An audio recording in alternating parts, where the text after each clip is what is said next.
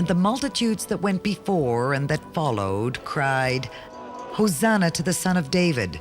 Blessed is he that comes in the name of the Lord! Hosanna in the highest! The tradition of Palm Sunday has been kept by generations of pilgrims making their way through the Mount of Olives up into Jerusalem's Old City. It is believed that Jesus, coming down the slopes from the Mount of Olives, made his way into the city through the Golden Gate, also called the Gate of Mercy. On the other side of the Golden Gate, whose two arches were later blocked up by the Muslim rulers of Jerusalem, Jesus approached the outer court of the temple. Here, Jesus drove out the stall holders who set up their businesses inside the grounds of the temple itself. He quoted the words of the Old Testament prophets, "My house shall be called the house of prayer, but you have made it a den of thieves." Then he overturned the tables of the money changers and those who sold doves for ritual sacrifices.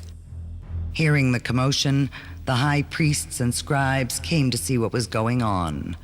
Finding Jesus healing the lame and blind in the midst of all this chaos, and young children shouting, Hosanna to the Son of David in the temple complex, they were furious and began searching for ways to destroy him.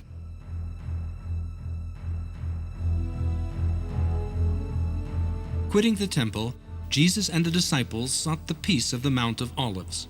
Its slopes amassed with tombstones dating back centuries, the Mount of Olives itself is a huge graveyard. Down through the centuries, people have chosen to be buried here, near the temple, with the hopes of being among the first to witness the events on the Day of Judgment. From the picturesque Mount of Olives, Jesus looked out over God's landscape that day and wept for the fate that awaited the city and the great temple that dominated it. He prophesied that not one stone would be left standing upon another. That was exactly what would happen when Jerusalem was sacked by the Romans and the temple razed to the ground in 70 AD. In commemoration of that day's prophecy, the Church of Dominus Flevit, the Lord Weeps, was built here over the ruins of a 5th century church.